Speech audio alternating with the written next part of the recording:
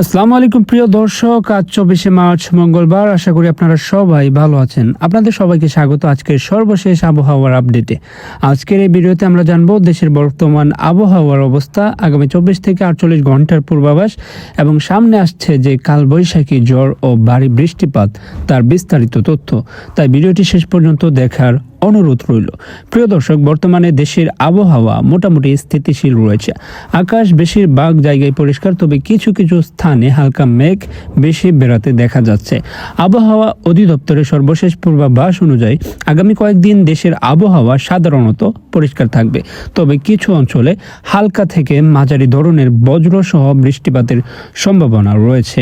এখন চলুন স্যাটেলাইট চিত্র থেকে বর্তমান অবস্থাটা বুঝে নিই। ইউরোপিয়ান স্যাটেলাইট বিশ্লেষণে দেখা যাচ্ছে বাংলাদেশের উপর এই মুহূর্তে বড় কোনো ঘন মেঘমালা নেই, আকাশ অনেকটাই পরিষ্কার। তবে ভারতের মধ্যাঞ্চলে একটি মেঘমালা সক্রিয় রয়েছে, যা ধীরে ধীরে পূর্ব দিকে অগ্রসর হচ্ছে। এই মেঘমালা আগামী সময়ে বাংলাদেশের উত্তরাঞ্চলে প্রবেশ করে কিছু স্থানে বৃষ্টিপাত ঘটাতে পারে। এছাড়া বঙ্গোপসাগরের অবস্থা বর্তমানে স্বাভাবিক রয়েছে, কোনো ধরনের লঘুচাপ, নিম্নচাপ বা ঘূর্ণিঝড়ের সতর্ক সংকেত নেই, ফলে আপাতত বড় কোনো দুর্যোগের আশঙ্কা নেই। এখন আসি আজকের দিনের পূর্বাভাসে, অর্থাৎ 24শে মার্চ মঙ্গলবার। আজ বিকেল বা সন্ধ্যার দিকে রংপুর বিভাগের কিছু এলাকায় হালকা বৃষ্টিপাত হতে পারে, বিশেষ করে পঞ্চগড়, দেবীগঞ্জ, ঠাকুরগাঁও, পীরগঞ্জ, কাহারোল, সৈয়দপুর, জলঢাকা, লালমনিরহাট ও আশেপাশের এলাকায় 2 থেকে 5 মিলিমিটার পর্যন্ত বৃষ্টিপাত হতে পারে। একই সাথে ভারতের উত্তরবঙ্গের কিছু এলাকা যেমন শিলিগুড়ি, দার্জিলিং, জলপাইগুড়ি, কিষানগঞ্জ এবং আসামের কিছু অংশে আংশিক মেঘলা আকাশ ও হালকা বৃষ্টির সম্ভাবনা রয়েছে। এখন আসি আগামী 24 থেকে 48 ঘন্টার পূর্বাভাসে, অর্থাৎ 25শে মার্চ বুধবার। এই দিনে দেশের আবহাওয়া আবারও পরিষ্কার হয়ে যাবে। এই দিনে দেশের আবহাওয়া আবারও পরিষ্কার হতে পারে, বৃষ্টিপাতের সম্ভাবনা খুবই কম থাকবে এবং সার্বিকভাবে একটি শান্ত পরিবেশ বিরাজ করতে পারে।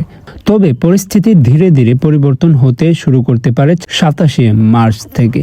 এই সময়ে দেশের বিভিন্ন স্থানে মেঘের পরিমাণ বাড়তে পারে এবং আবহাওয়া কিছুটা অস্থির হয়ে উঠতে পারে। প্রিয় দর্শক, সবচেয়ে গুরুত্বপূর্ণ আপডেট হলো 28শে মার্চ শনিবার থেকে এই দিন বিকেলের পর থেকে দেশের বিভিন্ন অঞ্চলে কালবৈশাখী ঝড়ের সম্ভাবনা তৈরি হতে পারে। এই সময়ে সিলেট বিভাগের সিলেট, সুনামগঞ্জ, হবিগঞ্জ ও মৌলভীবাজারে বজ্রসহ বৃষ্টিপাত হতে পারে। একই সাথে ময়মনসিংহ বিভাগের জামালপুর, শেরপুর, নেত্রকোনা এলাকায়ও ঝোড়ো হাওয়া ও বৃষ্টির সম্ভাবনা রয়েছে। রাজশাহী বিভাগের বগুড়া, পাবনা, নাটোর, নওগাঁ, চাঁপাইনবাবগঞ্জ ও জয়পুরহাট এলাকায় বিক্ষিপ্তভাবে মাঝারি থেকে ভারী বৃষ্টিপাত হতে পারে।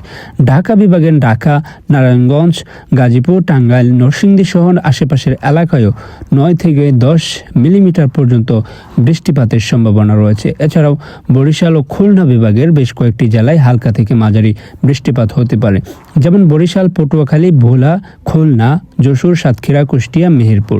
প্রিয় দর্শক, 29শে মার্চ রবিবার আবহাওয়ার পরিস্থিতি আরও তীব্র হতে পারে। এই দিনে দেশের অধিকাংশ এলাকায় ভারী বৃষ্টিপাতের সম্ভাবনা রয়েছে, বিশেষ করে চট্টগ্রাম বিভাগের চট্টগ্রাম, কক্সবাজার, রাঙ্গামাটি, বান্দরবন ও খাগড়াছড়িতে ব্যাপক বৃষ্টি হতে পারে। একই সাথে ঢাকা, সিলেট, বরিশাল ও খুলনা বিভাগের প্রায় সব জেলায় ভারী বর্ষণ হতে পারে। ভারতের ত্রিপুরা রাজ্য সহ আশেপাশের অঞ্চলেও একই ধরনের আবহাওয়া তৈরি হতে পারে, যা বাংলাদেশের উপর প্রভাব ফেলবে। এছাড়াও 30 ও 31শে মার্চ এমনকি এপ্রিলের শুরুর দিকে বৃষ্টিপাতের এই প্রবণতা অব্যাহত থাকতে পারে। কিছু কিছু স্থানে অতি ভারী বৃষ্টিপাত এবং দমকা হাওয়া সহ কালবৈশাখী ঝড় দেখা দিতে পারে। তাই যারা বাইরে কাজ করেন, কৃষি কাজ যুক্ত আছেন বা ভ্রমণের পরিকল্পনা করছেন, তাদের জন্য এখন থেকে সতর্ক থাকা খুবই জরুরি।